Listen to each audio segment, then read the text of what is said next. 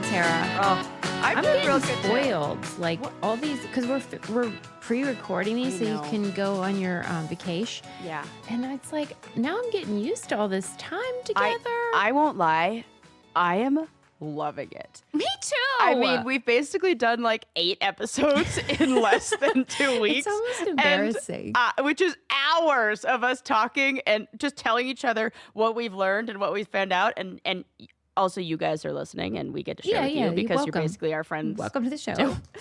Yeah. And it is so fun. And I love it. And it is like the best to have this with a friend. It is really nice. Isn't it? Yes. I feel really lucky. And it would be so sad if I didn't get to talk about this stuff with somebody. And you know what? This is why, as much as I love, and I'm so grateful for those friendships that I have that where I only see them like once a year or a few times a year. But this is why I always tell myself I have to be better at like reaching out and following up and checking in more frequently, because it's the same as when you're a therapist and the client only comes in once every few months or once a month. We have to kind of play catch up, and they have to tell me we can't the Cliff's Notes. And we need to keep like the keep up to date on the current work. Stay like more in the moment of what's going on. Yeah, because I live for the minutia. And that's what we get to do Yeah. when we see each other more frequent. I'm like, oh my God, remember that thing I was talking to you about yesterday? Here's the follow-up. Yeah. Yes. It's real fun. So, and we're really lucky. Yeah. Yeah. What is new with you? What do you want to say about your life? What do I want to say about my life? I mean, it's good. It's great. Yeah, see, it's still dynamic after all these episodes in a row. We still have so much to say. I wish I had some fun little like thing to share. I will say this. I am, you did bring up in a previous episode the fact that my dryer is currently out of commish. I've been thinking about that a lot. And so it is now the time. I've been working hard. I've been doing extra work. My side hustles have side hustles. Oh my God. And as a result, I am ready to pull the trigger on designing and like remodeling my closet. Okay. Because that's where it lives. That's why. That's where it lives. It lives in this like very small storage it's like space a nook. in my teeny It's a nook. Yeah. And so now I get to do the job. I mean, well, honestly, it's like the job of my ex-boyfriend, and I always said I could totally do that. Well, yeah. And you were right. I did it. I do understand that there's more to it than that, but well, we'll find out. We'll see. We'll find out. You got a level. I think you're good. I think I will start with the closet. You know, next thing a bedroom, and soon I'll be like, oh my God, I got this remodel shit. How great will that feel? I'm gonna do it. It'll feel so good. That's exciting. I love that. So Sarah, construction worker chic, is like getting ready. Do you have a tool belt? I have a really cute small tool bag. Like I have this red tool bag, and how I made everything all match. So I have everything in. I like it all. It's all in those red. It's a very specific, like little small tool kit, because I felt like I needed a couple of those for different projects. Like when it's a hang it up on the wall, hang a picture project, we grab one. When it's a drill, like a you need to fix plumbing stuff, we grab another. And they're small and they're like the right size. Wow. That's a great idea. Yeah, I figured I just could picture you in a tool belt with like overalls, obviously. I know you could, but overalls do the job of the tool belt, because usually the only thing I need is the hammer, and that goes in that little carpenter's belt hook. So I kind of already got that covered with the old overalls. Yeah, yeah. Right. Yeah. I get you. Yeah. You just look real cute is all. Oh my God, thank you. You know how one of our sponsors is Daily Look, and we love them? When they, this is not an ad, but just me sharing with you my life. When they are like, oh, what style do you like? I said, carpenter/worker chic. My God, that's hilarious. It's true though. Right. You did a good job construction workers, them. like I want work boots and a flannel. It's like the Village People. Yes. But functional. And still is gay. Yeah, yes. Just as gay. Just yes. as gay. That's yes. right. So that's how I'm doing. Great. How are you? Really good. Really good. I did hear from my friend Steve Agee. I left you a voice note, but we haven't talked about it, about how, and we had him on the show. He's on HBO's Peacemaker. Yeah. Yeah. And he's a very fancy big star, but he still slums I see him it with in us. Everything now. I know. He's old stuff. Like I go to watch something and I'm like, what the fuck is Steve Agee doing in this? He's in everything. Gets around. He gets around, but he's, like I said, he still slums it with us. He hasn't forgotten us yet. Shout out to Steve. But he was listening to one of our episodes, and it was the one about aphantasia, where people have no mental imagery. Yes. And he claims, I mean, he doesn't just claim, I believe him, he doesn't have mental images. And so he was talking about it in this message to me, a voice note, where he was saying, like, he was trying to understand what most people see. And he kept talking about, like, so when you close your eyes, you can see like an apple if you want to. So well. In fact, I could taste it. Wow. Oh, She's extra sensory. And I could hear it. The crunch. Yeah, so many things. And he kept saying that. So you close your eyes and you can see blah, blah, blah. And I go, I think it's so cute that you think we have to close our eyes. Like, that's really funny. And it kind of proved to me that he didn't know. Yes, you're right, because you're not doing it right. Yeah. Right. Well, then the plot thickened, because he said he then spent the day asking around, and anecdotally, everyone was sort of like, no, you have to close your eyes.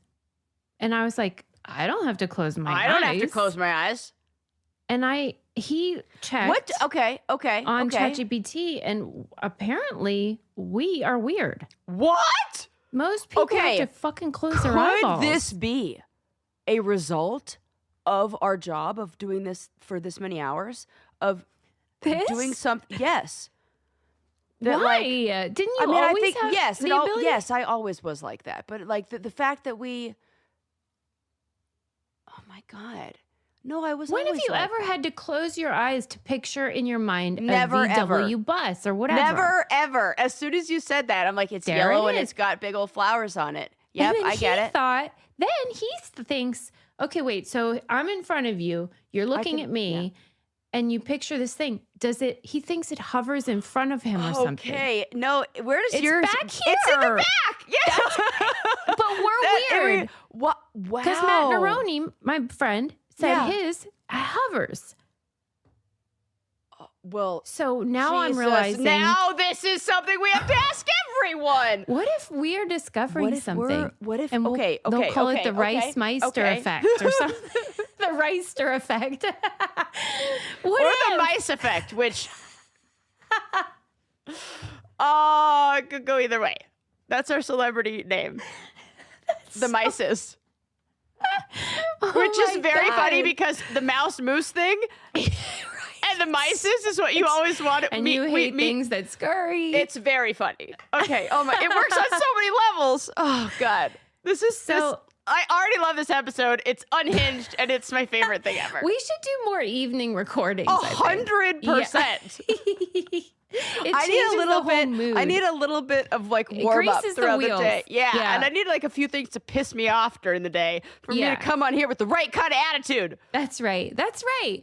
And so I think, first of all, we may be onto something, and science will thank us one day. And also, just that I learned that we all make the mistake of thinking everyone sees things the way we do. That processes information the way we do. Okay, I have a question about this to ask, to go deeper. Yeah. I can do it. Like, I can look at you in the eyes and you say picture whatever, and I can. Yeah. But what I want to do, like unmasked, if you said picture this, is I want to look in a different direction based on whether I'm pulling it from my imagination. I think that's common. But or I mean, whether what do I know? I'm creating it. I agree with you about that. Like I'm looking in a certain direction for the VW bus that I saw in a magazine the other day. Yeah, like where you're accessing it maybe in your brain. Yeah, like your that eyes feels go that way? like, and then when I think about where is it, it's in the opposite of wherever direction I'm looking in. Mm-hmm. Which is weird. to be aware of where that's coming up. But yeah, that's where it is. Yeah. It's fucking weird. But I could if I looked at you. I can. But my eyes want to go to a direction.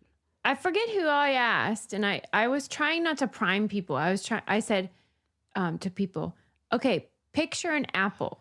Yeah, you got to go in the other direction. Yeah. Yes. And they would go, okay. I go, are you picturing it? And then they would say yes. And sometimes they would close their eyes, and sometimes they would not. Oh my God, this is so cool. You have to try it with people. I want to do this. I literally want to walk down the street right now just so I can stop people. This is a good don't think I won't because I did that with skipping. I stopped everybody who crossed my path and asked them. Don't tempt her. Yeah. So listen, menopausal Sarah will talk to everybody that walks down the street. Yeah. Wow. I'm fascinated by this, Suze. Me too. I was so glad that he told me, and I'm so glad he heard it, and that we can compare notes and stuff. Yeah. She's the one with facial blindness. Blindness. Yes. Well, maybe you picture people, maybe you don't, but you all have pictures. And if you would like something to put them in, I highly recommend Aura frames. Yes. Great gift. Beautiful. So fun to have, so fun to give. Great gift for grandma, grandpa, auntie, uncle, whatever. Yes. Or someone that lives far away. And you can just send photos to the frame. It's a digital frame, so they can be always updating it. And it's such a nice way to be in connection with somebody. Yes. And let me tell you, not all, I said this last time, not all digital frames are created equal. Yeah, some of them are There is garbage. a big difference. It's not going to be blinding you like a neon light. It's not going to be a ugly frame. In fact, these are matted. And that's some of them, they have so many different options and so many different sizes. So if you like a layout that's more of the standard, like iPhone size, they have that, like ones that are compatible to that length. They have ones that are wall hanging. They have desk ones. They have matted, not matted. You get to pick the frame color. I love all of these things because that's the kind of like customization and quality that I want when I'm buying a product. Yes, and it's unlimited free photos and video too, which you can't obviously do in a normal frame. Okay, I actually did not know that, and Isn't that now I'm cool? upset because this was my aunt's Christmas gift last year, so I've been sending her only photos, static ones. Okay, yeah, bring it good to to life. know. Bring it to life, and you can preload the photos before it ships, which is so cute. They could already have the picture in it. Personalize it, and then you can share it continuously, and it's a great gift. For a limited time, save on the perfect gift by visiting auraframes.com to get $35 off Aura's best-selling Carver matte frames, named #1 by Wirecutter, by using promo code BRAINCANDY at checkout. That's auraframes.com, promo code BRAINCANDY. This deal is exclusive to listeners, and frames sell out fast, so order yours now to get it in time for the holidays. Support the show by mentioning us at checkout. Terms and conditions apply. Moving on. Anyway, we'll keep finding more about that, I'm sure. Love it. And keep you posted. Fascinating. Yeah. Okay. This, every so often, I'm sure you've experienced this, you'll see a headline and you'll be like, this was made for brain candy. All the time. And like, it's so fun when that happens because it's almost like the episode is going to be so easy. Sometimes you really got to work for it. You got to find the nuggets. I know those weeks. Yes. Yeah. Okay. For me, this was a treasure. This was on BBC. And so this guy is one of those people who his wife passed away, and he decided that she was going to be cryogenically frozen. Oh, after okay. her death. I'm already in. It's like you cast the line, and I'm the little fish, and I see a little like shimmer, shimmer, shimmer. Oh, I'm going for the bait. She was diagnosed with something and had months to live. And in those months, they spent that time thinking about how they're going to freeze her. And then hopefully someday he will be reunited with his love. And that is, I don't think it's probably going to come to anything, but I think it's a romantic gesture. If you have money that you don't want to spend on things that actually help. Toilet. Yeah. Got it. Okay, but she died in like 2018. And for a couple years, he was, I guess, in mourning.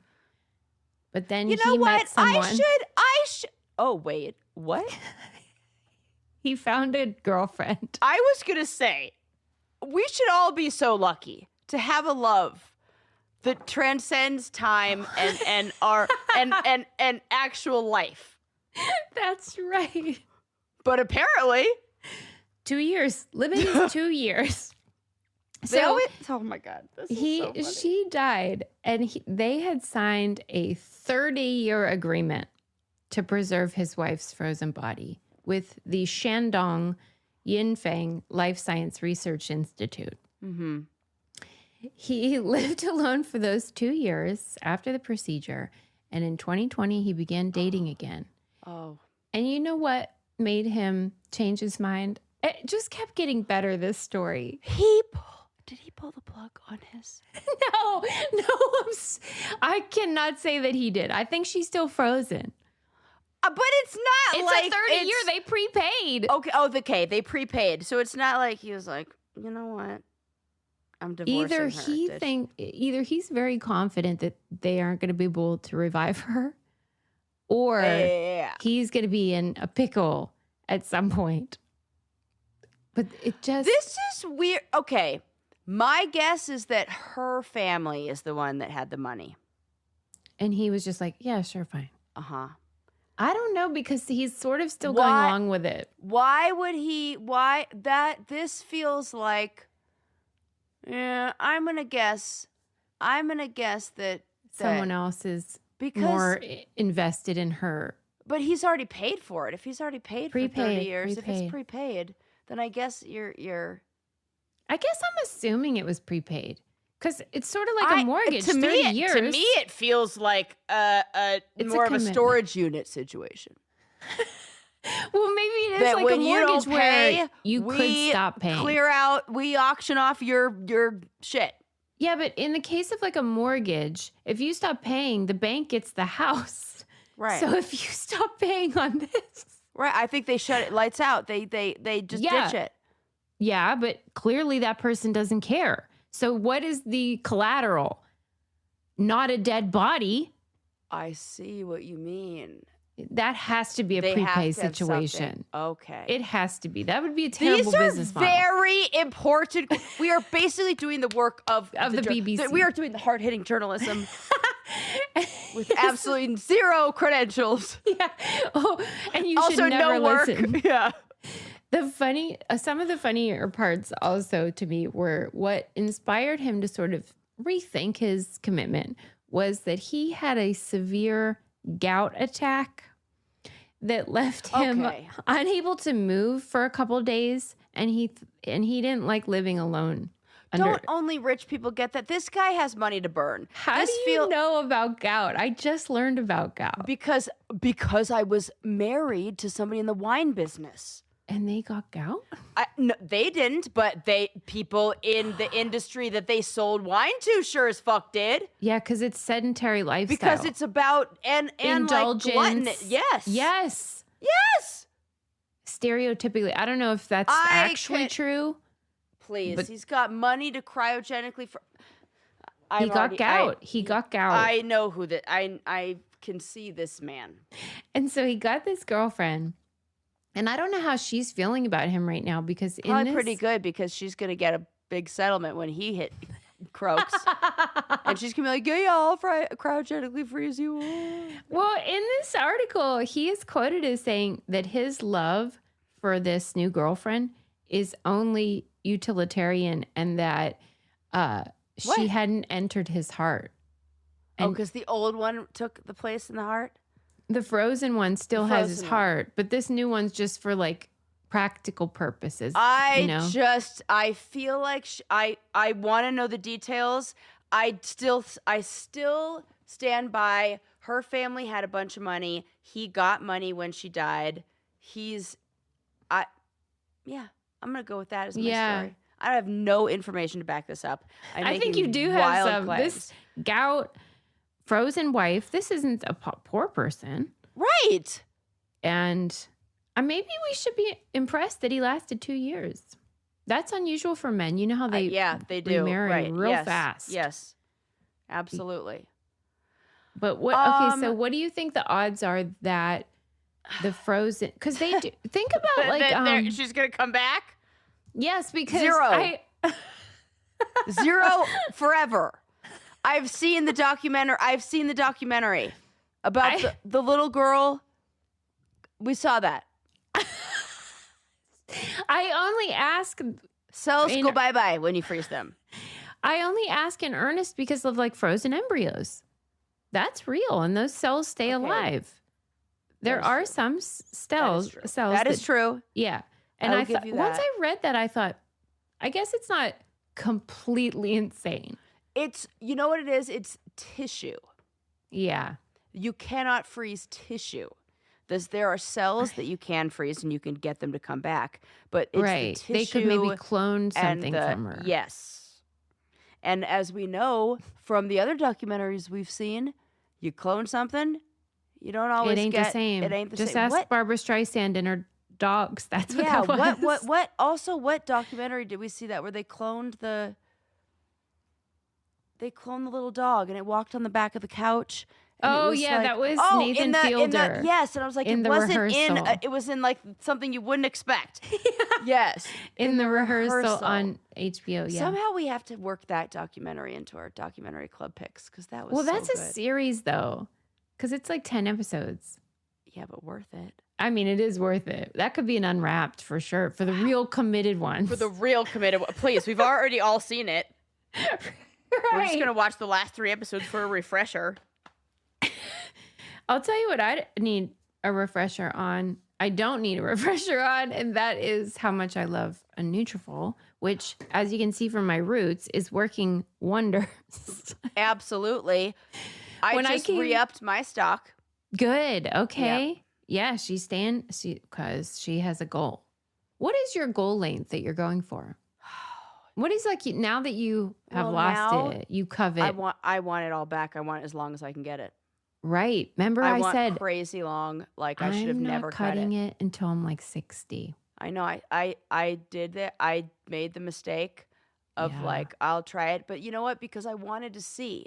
Because you know what? A part of me was like, I'm dating women. Maybe I'm a short haircut gal. Yeah. That's in vogue for the leses. I'm not. I mean, I'm wild and untamed. Well, I was looking at pictures from when you came into my house last October. Yeah, that was my favorite. And your hair was so long. You know when you were working the pole at my cottage? Yes, I do know. I was like, I don't even want to post these now as a throwback because she'll be sad. I am sad when I look through the photos. But you know what I am happy about? That my hair is growing so much faster thanks to Nutrafol. Yes, I'm sorry. And that it does not take that long for it to get to that length. Because I've been putting in the work and I'm seeing the great results. Mm-hmm. Yeah, she's right. I mean, we got to look at the bright side. It's already side. Able to go into a ponytail. That's right. See? That's where it starts. One day at a time. And thanks to Nutrafol, it's going to grow faster. And all the feelings of like, oh, my hair looks thin or whatever, then you will feel better because it's the #1 dermatologist recommended hair growth supplement brand trusted by over 1.5 million people. You will see thicker, stronger, faster growing hair with less shedding in just 3 to 6 months. It's science. Trust. Yes. This holiday season, Nutrafol is the perfect gift for anyone on your list. Your mom or aunt going through menopause or you. A friend that had a baby and feels like their hair is shedding. Husband, father, the old they have baseball Nutrafol cap. For men. Yeah. Or yourself. Whatever you want hair health. Give the gift of confidence this holiday season with Nutrafol. Whether you're treating yourself or someone on your list, visibly healthier, thicker hair is the gift that keeps on giving. Right now, Nutrafol is offering our listeners $10 off your first month subscription plus free shipping when you go to Nutrafol.com. Use code BRAINCANDY. That's Nutrafol.com, promo code BRAINCANDY for $10 off. And side effect, my nails are growing like crazy. I believe that. It's all connected. It's all that scenario. I don't know what that is, but they look good. Grow, grow, grow. Okay.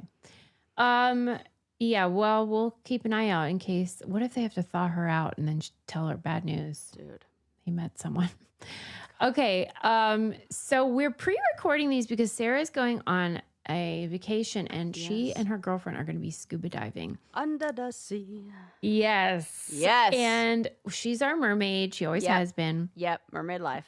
I was going through old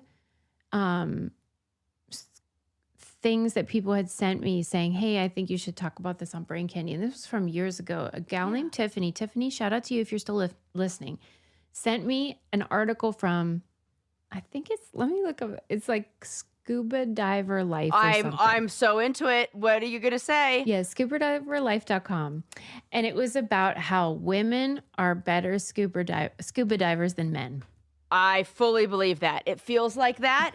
And it is like, I fully believe that. Tell me why. I love all of this. I knew you would love it. And also, like, it's not just sort of because it's vibes or something. Well, like, it's science. It's science. true. And there was so many reasons. Okay. I mean, can I just guess that? Yes, that I'm sure you could guess many of them. That we don't sink. We're very buoyant, so we can reach neutral buoyancy much easier. In fact, my girlfriend overweighted both of us, so we were sinking like stones. And I'm like, we don't even need that. Like, we were very good at staying very neutrally buoyant. That is one of them. Yes. We probably store more oxygen in our bodies because it feels like both my girlfriend and I go through very little air. That's when right. We're underwater. That's true. Yeah. Yes. Sarah's just stating facts. And we have more fat rate, like higher fat right. And that's ratio, why you're more which buoyant. keeps us warm. Yeah. And so if you can stay warm underwater, you can stay under there energy. longer. Yeah. Yes. Mm-hmm. And this is all right. It makes total sense. Fuck and yeah. The person, I forget if it was the person writing it or who they were interviewing, but this woman was training or worked with other divers and was annoyed at how other, like, male divers tend to brag about, like, their virtuosity and, like, how great they are and stuff. And the depths they've gone and blah, blah, blah, blah, blah. Yeah. And she's like, what they're actually doing is revealing the problems with many male divers, which is that they are risk takers. Yes. Can I say what my girlfriend is? She is a certified buddy diver. Is that not the cutest thing? Like, she's certified to be your buddy underwater. If there isn't a more adorable female thing, I have not heard it. That is. She's going to be your buddy. Night dog or something. Yes, it's like, yes, she's certified to take care of you and nurture God. you under the water should anything go She'll wrong. be your pal down there. What? Oh, I was like, of course. Yeah, I don't know of any guys that are buddies. They're like, certified. oh, I'm going down to this many depths. I'm certified to this many. They're certified bros. Yeah. Not buddies. She's a pal. Okay, so Sarah basically already told She's going to love this episode. Well, hey, again, just facts. Yeah. So it said male divers often seek sensations. So they want, like, intense, like, adrenaline, whatever. Yes. And that can lead to more risks. Absolutely. This latest episode of Below Deck, one of the stews, she lost her boyfriend who was a dive instructor because he drowned. And I guarantee you it was because he put himself in a dangerous situation. Mm-hmm. Yeah, they take more risks. And, you know, they can't help it. They're dum-dums. But, you know, they're guided by a different sort of goal than most female divers. They're like, slow. Look around. Just enjoy it. Because she has to, like, talk the males into, like, chilling out. General, just regular dives and be like, you can have fun. It's sort of like how I try to be with Link, where I'm like, we can have fun and be safe. There's nothing competitive about diving. It's actually hard. Once you turn into a free diver, then there is. It's that how deep can I go kind of thing. That's why we don't like them. But so deep. Actual diving, the only thing that I can think of is that the only thing that it's close to is birders with the listers. Yeah. Because they did have a Cozumel little pocket guide that you can use underwater, and you can, like, cross off the fish that you see. And that's was adorable. Like, oh, it's like God. Waterproof. And a waterproof pen. Yes. How's a little that pencil work? That works underwater. I should get it. I should get it. Right? I should get it. It's like bingo underwater, right? Absolutely. Okay. I'm getting it. You've convinced me. You talked me into it. Where is this? Amazon? It was at the dive shop. Oh my God. Well, I would love to, like, have that be part of my Christmas gift to you. Can I please pay for that? Because that is the cutest thing. It's like $20. It's not even. I would love to make a donation. You're so cute. That is really fun. Yeah. They have Just like even these just little the mechanics of that.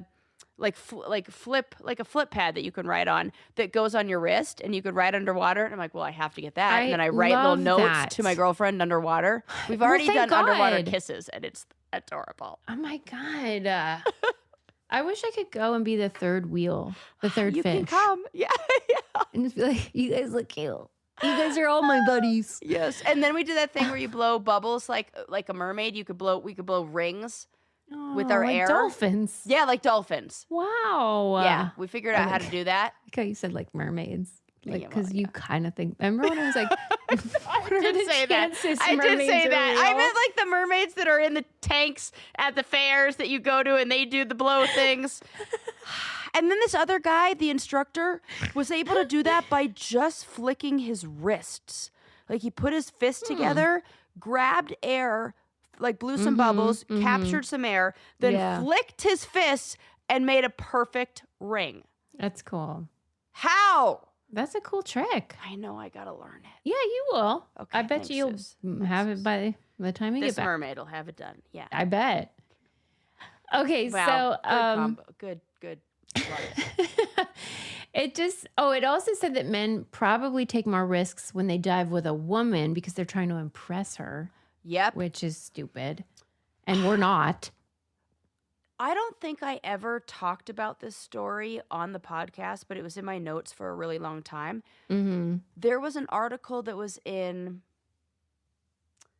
think it was in the New York Times, on how dangerous it is to be the girlfriend of an extreme sports, of a guy who does those extreme sports, and how there was a YouTube video where, or TikTok, whatever, some video that this guy posted where he took his girlfriend rock climbing. And then when she was on a ledge, he didn't warn her and he jumped off in a squirrel suit.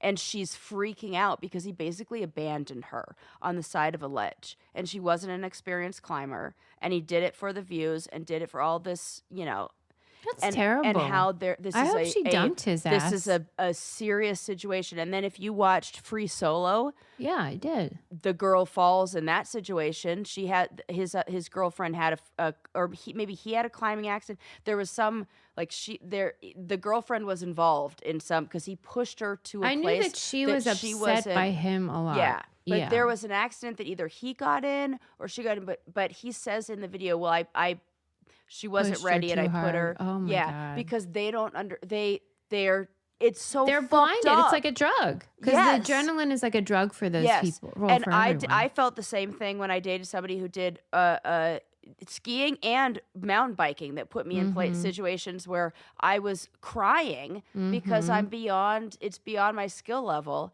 and it's either like their own you have desires to choose between like take front, like center stage or whatever, or they have no awareness of the danger that they could be putting you in, which is very scary, or they're trying to show off. So whichever one of those, I don't know another option, or they're thinking that you're better than you actually are, which again is on them, because if they've seen you, it's almost like they think that's what the job everyone of a better should be able athlete. to do. Yeah.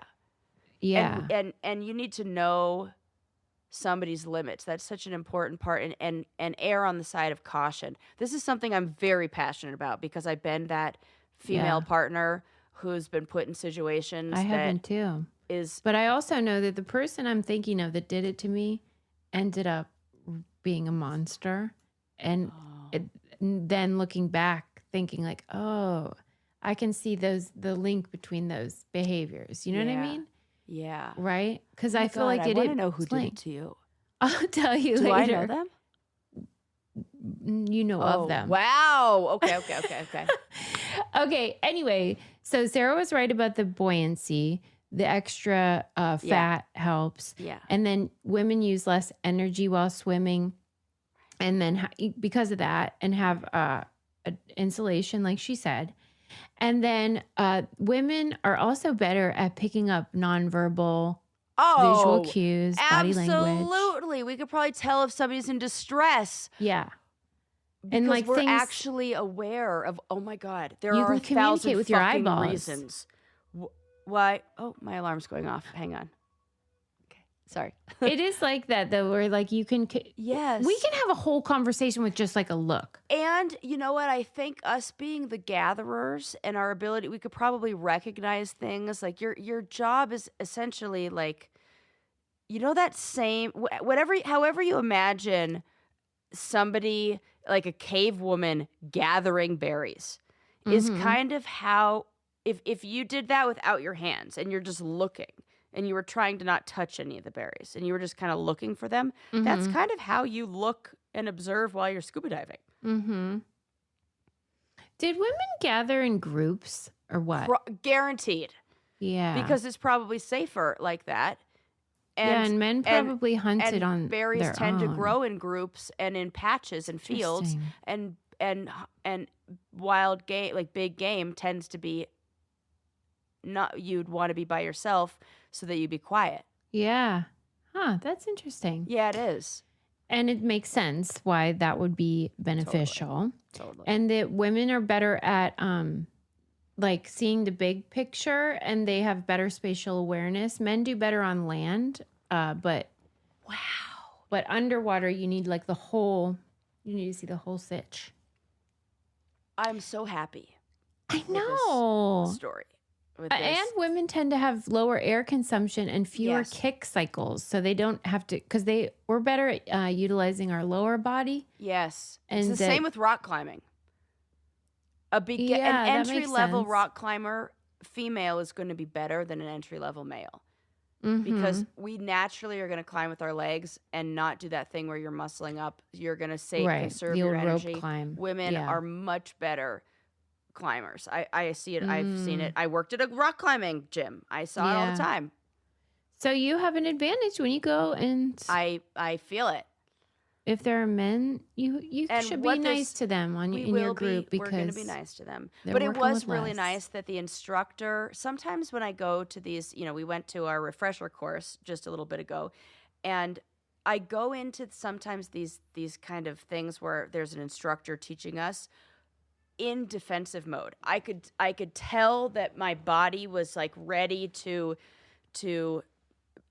like be condescended to, like somebody being condescending, I hate that. And because that, if I have a male instructor, that's what I've always felt.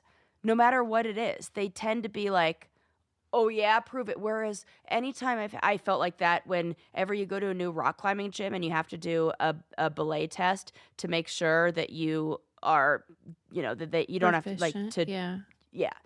And so they need to check a few of the things, and I know all the things that they're going to check, but the guys are always looking like they're going to they're dubious, like let's see. Right. And the women are like, they want you to it's a different energy for you. Yeah. I've always felt like that with men in these sports when they're in the instructor role. So I was so happy when we went for our refresher course and it was a woman who was the instructor, and she was wonderful. And she was good. Oh my gosh, I feel like all of you guys are plants because you're all so good and knowledgiable. It's Sarah like, lives for that shit. I live for She's that. She's been replaying that compliment. I have. Are you kidding me? I masturbated to that 5 times. Right. It's like, tell me more about how I'm proficient. How great I am. I'll tell you what else is great, and that is Hungry Root. Oh, it is yes. one of my favorites. Yes, checks all the boxes. And saves me so much money. Yeah. I am a last-minute food shopper and decider and meal prepper. Yeah. And last-minute Sarah is usually hungry and sabotages all the work that I've done. And I hate that. So I am so grateful to Hungry Root because I'm like, why do I keep setting myself up for failure? Instead, set myself up for success. Have all the things that you need. I did it one time when I had a training for a continuing education course that I was taking, and it was really intense. And it was so successful that week. I had breakfast, lunch, and dinner and felt so energized. I was like, wait a sec, maybe I should do this all the time. I know, right? It's like a novel idea here. Yeah. But it's true. And it's basically, I think of it like a hybrid of a meal delivery kit and then like grocery shopping, because it's like pantry stuff. And you can customize it if you're gluten-free, dairy-free, like high protein. You could choose that option. And like you can swap out ingredient. It's just very customizable. Mm-hmm. And there are a lot of like grab and go options, which is so convenient. And Sarah can attest to this because like, remember when I came to your house, I'm like, okay, I got to get groceries. And then I have this like scarcity mindset from like growing up in poverty where I'm like, I think we need a whole ham. Yes. Or something like we're going to be eating like 2 meals at your house, but we need 10 pounds of potatoes. And then that you waste money. Things go to waste. Susie, I do this all the time. Or I do that panic where I'm like, how did I just spend $100, but I bought 5 things? Where did that money go? With that. And that's not even a meal. That's right. This is such a good way to keep things simple and organized. You can take advantage of this exclusive offer, by the way. And for a limited time, get 40% off your first box. Plus, you get a free item in your box for life. Go to hungryroot.com/braincandy. Use code braincandy. It's hungryroot.com/braincandy. Code braincandy to get 40% off your first box and a free item of your choice for life. And they're tasty. Oh, it's not like, oh, it's convenient and saves you money, but it tastes like garbage. Oh, it's so good. Yummy. Yeah. Okay. Oh, I'm watching a documentary. It came out, I think it's on Netflix. Yeah. It's maybe it's Max, but anyway, it's Murder. No. I'm ruining it. It's like it's death and destruction. Yeah. It's What Happened in Apartment 603. And it's this woman who died. I think I saw this. Tell me about it. Tell me about it. Okay, this lady died in her apartment, 603. And she had been stabbed 20 times, including in her heart and in her back. And it was ruled as suicide. What? No, I didn't see this. What? How on earth do you stab yourself that many times? And what? Yeah, like I forget if it was the coroner lady or like somebody involved in the. Whoa! What was it? The same lady who did your MRI? Looks good, right? Yeah, she's new on the job. Yeah, first day. She couldn't make it doing whatever she was doing over there, mortician or coroner. So she came to work at doing MRIs in Pittsburgh. She's like, I'll deal with the living. Yeah. Well, and the knife was still in her. Okay, it was like right here. And here are the facts. And I still don't know. I actually think it might have been a suicide, but it's so weird. This gal was engaged. The boyfriend, and she's a teacher, first grade teacher, very beautiful, so cute, biggest smile. First the old grade lights teachers up. Don't stab themselves 60 times or however many. And she was super stoked about getting married, and she's an only child, Jewish family. They love her to pieces. You can imagine how much they doted on her. It seems like a really nice family. And they're a real cute couple. But a couple months before she died, she started seeming really sad and saying she hated her job and was really stressed and overwhelmed with her job. And like they were interviewing people and they were all saying, her friends and everybody was saying that. And that they showed texts between her and her partner and her being like, I want to quit so bad, blah, blah, blah, blah. And then on this particular day, there was a huge snowstorm coming. This was in Philadelphia. And they sent, I guess it was like an early dismissal at school. Mm-hmm. She went home. And like out on the counter was like food that she was preparing. Yeah, you don't eat food before you. And the boyfriend got home and then he went out to, it's like apartment building, and he went down to the gym. And when he got up back to the room, it was locked and latched, which you can only do from inside.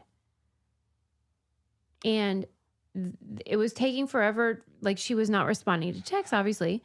And he couldn't get the concierge to like just let him in. They aren't allowed to do that or something. So he's like, well, I'm going to break the door down. And so he busted the door. How do we know it was latched?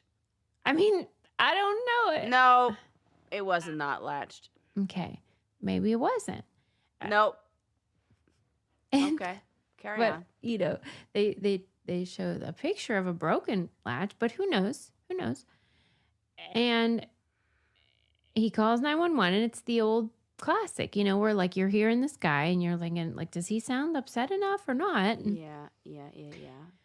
anyway, so like they come and take her, and they just interview the guy right on the scene, and he basically says, yeah, she has some mental health issues and stuff, and she's struggling, and she had just gone on some medications and stuff, like anti-anxiety kind. And they just ruled it a suicide, even though there was a knife in her heart, and like also, and they didn't even realize at the time that there were like wounds in the back. No, I think this was a wrong order of operations. I think the coroner came in, saw the door kicked down, or whoever it was, cops saw the door kicked down, said, what happened? He said, she was locked in here. I didn't know what to do. And the fact that he went to the concierge makes that look really plausible. That was very good. I think you're right. You know, and then they took that as, you know, they just accepted what it seemed like. Right. Yeah, I mean, because come on. But like, let's say you were gonna kill, or you killed someone, and you wanted to act like it was a suicide. Would you use a knife or I think it was, well, the amount of like stabs, it was a crime of passion. That was, and then that's overkill, and that was like rage. Literally. Yep. And so I think that if you're gonna kill like that, it's not premeditated. It's something that's so like something happened, and then. What I'd be interested in is they can log when you use your key, like your key to get in and out, like when he left, when he came back from the elevator, like how long. They've got to have footage of that. Yeah, there's some CCTV footage and stuff, and they do have a timeline, but it's still kind of weird. And you think after watching it all that it's a suicide? She stabbed herself in the back? How many times have you done that? The lady was like, I've done a lot of these, and I've seen some suicides with stabbing, but never in the back. It does. Yeah, you don't do that. I mean, it seems like more effort than you would. But if you're having a psychotic break, it's like. I have not seen. Maybe somebody can show me evidence of the contrary, but I have not seen somebody go from 0 to 60 like that. If there was a slow move into, like, you saw the decline of their mental health, or there was something or you told me that this woman did an obscene amount of meth before, or there was some sort of catalyst but the 0 to fucking 120 is not a thing I have personally ever seen before. I mean, in my work, in hearing about it, in all the stories I've read, in grad school, in everything that I've ever looked at in human psychology ever. Okay, well, what would be, because since this came out, the chief medical examiner has reaffirmed. It's not like they're like, well, let's take another look. They're like, no, it was a suicide. So like, what do you think is their motive in being like insisting? Well, that they got it wrong the first time. And it is clear that it was highly mishandled. Yeah. In every way. Saving their own ass. There's no fucking way. I would like an outside source. To somebody, like a third party. I'm actually going to watch this now because now I'm mad. Good. No, I want you to, so then you can tell me what you think. Because I have a lot of questions. But if you are having any kind of thoughts of self-harm, or just regular old stress, Yeah. you might want to talk to a therapist. And this podcast is sponsored by BetterHelp. So I feel like you should give BetterHelp a try. Yeah. It is great to have someone to talk to, We've all especially been there. during the holidays. Oh, yeah. It is a tough time. Sometimes we just need, I like to think of therapists as like the bumpers on a bowling alley. You know when you go bowling and they put those bumpers up for the kids? So that the bumper lane so that you don't throw a gutter ball. Yeah. If you are looking to not throw a metaphorical gutter ball this holiday season with your family, may I suggest giving therapy a try? Yeah. This could be incorporated into your holiday tradition. Yeah.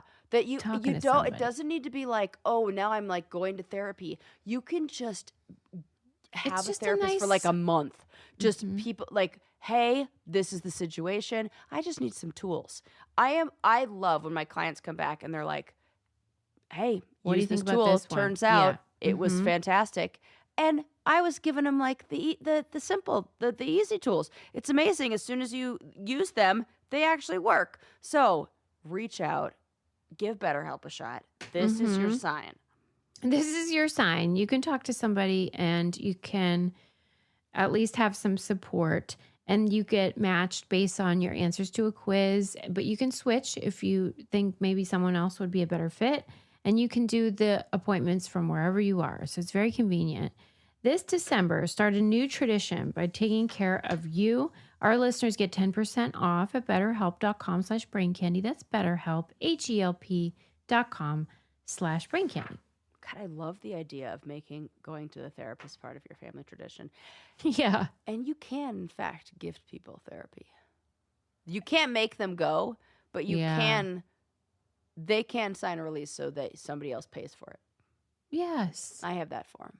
Secondary payee, whatever. I can't even imagine someone doing that for me, but I wish they would. Yeah. Everyone should watch that. And if it's a big enough debate, we could have a Candy Club Unwrapped about it, because I would love to hear what other people think about it. I have to see it. Okay. Wow, what a good one. This was an old link I found, but I wanted your opinion on it. This was from years ago, but Portland, Oregon, somebody organized what they were calling a reparations happy hour, where Black and brown and indigenous people could come to a bar and receive cash that was donated by presumably white people, but white people were not allowed to come to the happy hour. Yeah. And I see no problem so far. Okay. And it was designed to make people in a primarily white city, connect and maybe come up with ideas about activism or whatever they wanted to talk about. And that it was really just like a symbolic. It's not like they were just getting like $10 or something. Right. But obviously it's a controversial idea, and maybe some people would think it feels like it's minimizing what reparations actually should be, or what it's meant to fix or make up for. Well, if it's this and nothing else, but I feel you like it. You like the idea. I mean, I feel like I'm saying that as a white person, but what do people of color feel about this? What do Black people feel about this? What do brown there people were 100 people that came that were Black, brown, or indigenous, and according to this article, when they were handed the money, they lit up, which I would be too if someone handed me some cash. I mean, I think this is no different than saying we're going to have a toy drive for this specific group, and then giving them toys. Like, you're saying, but you're not a 5-year-old, you're an adult who could actually need some help because the system has worked against you this whole time. And I love that. That's people who have, where the system has worked for them and in their favor, can say, yeah, here, like. What about, let's imagine though, what if it were, women and that men were putting money in a pot and you could go to a happy hour. I'm also fine with this. Give me money. Like, or a queer or whatever. Anybody. Yeah, anybody. I'll take it. I can't imagine any... You don't feel like it's infantilizing at all? Or sort of like minimizing or diminishing in any way? I don't know why, but it feels like that to me. But I know what you're saying. Like, because everyone loves free shit. I look at this as the kind of person who's going... I do understand what you're saying. Mm-hmm. Because what I don't like are Band-Aid solutions. Like or pity. What is it like? There's a name for it. It's like the charity that's like just giving a person who's unhoused $1 versus working for or donating your time or giving money to an organization that actually helps to provide housing for them or something that's like more systemic, you know? Mm-hmm. If it were like, if the kind of people who are donating are just like the I'm going to check the box person, then it kind of feels icky. But it's anonymous, I have a feeling that the people who are donating in this are the same kind of people who would go to the protests, who would march, who would call out racism when they see it. I think that we have to ask Black people. Yeah. Yeah.